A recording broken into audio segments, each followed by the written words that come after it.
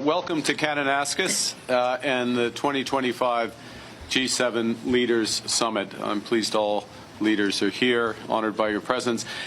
In my home province, Alberta, in the heart of the Canadian Rockies. So as I said, we're meeting at one of those hinge moments, those turning points in history. The world's more divided and dangerous. Hostile states and terrorists have expanded their capabilities and their reach, threatening global security in our local communities.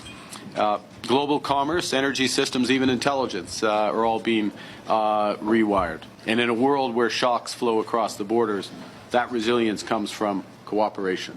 Cooperation that starts around this table.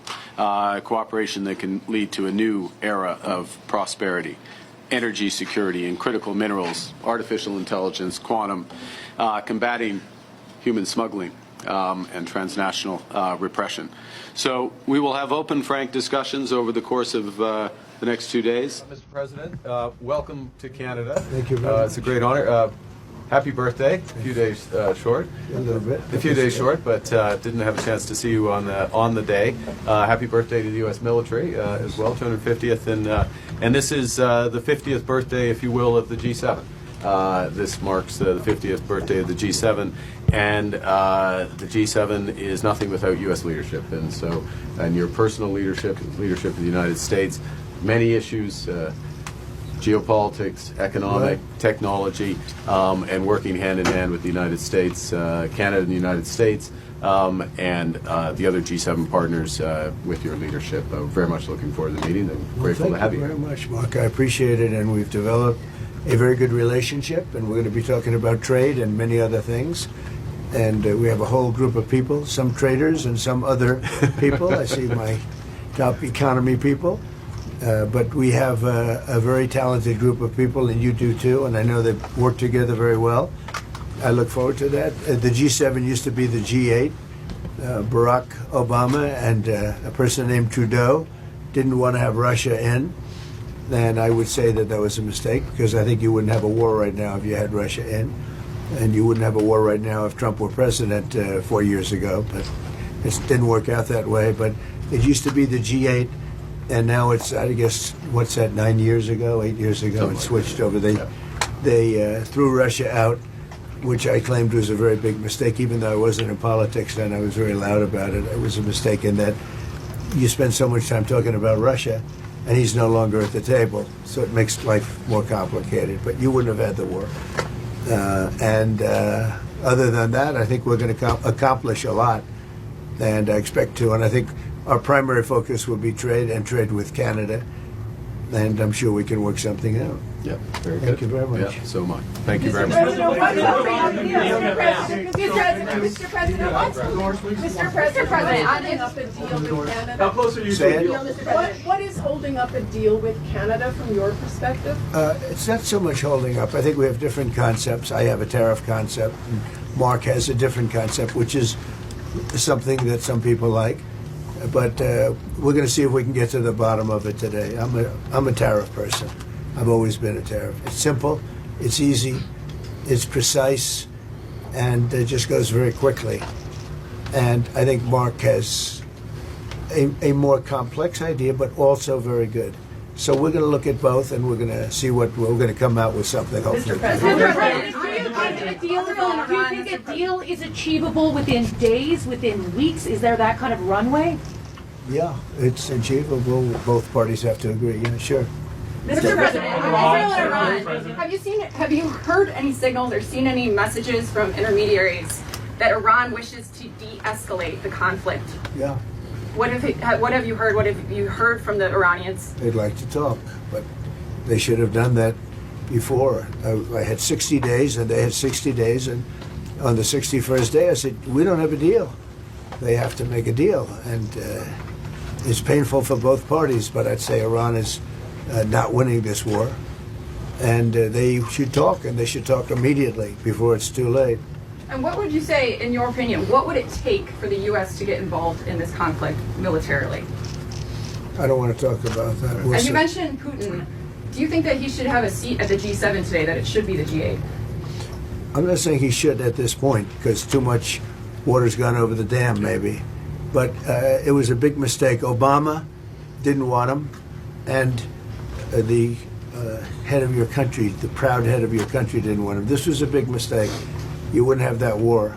You know, you have your enemy at the table. Even I don't even consider him. He wasn't really an enemy at that time. There was no concept. If I were president, this war would have never happened.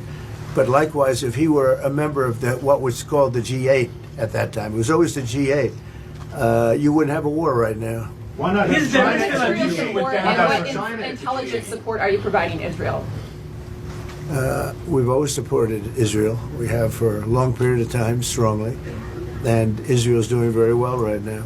Why not have Mr. China President, as the what do you make of G8? Canada's Why not have defense China here, the spending? biggest economy in the world after the United States? Well, it's not a bad idea. I don't mind that. If somebody wants to suggest China coming in, I think we suggest. But you want to have people that you can talk to. You know, they don't talk.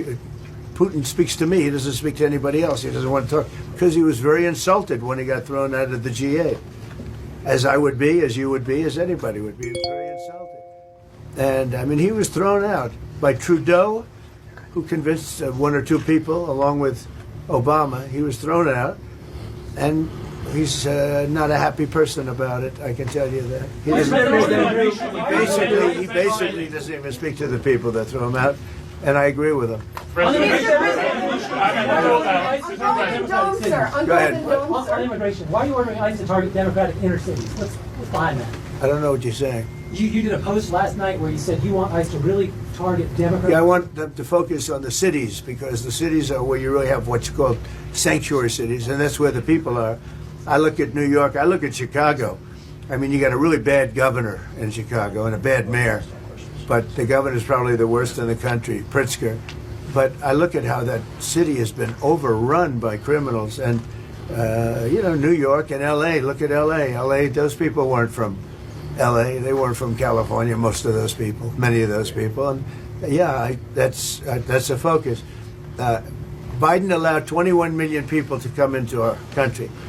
Of that, vast numbers of those people were murderers, killers, people from gangs, people from jails. They emptied their jails out into the U.S.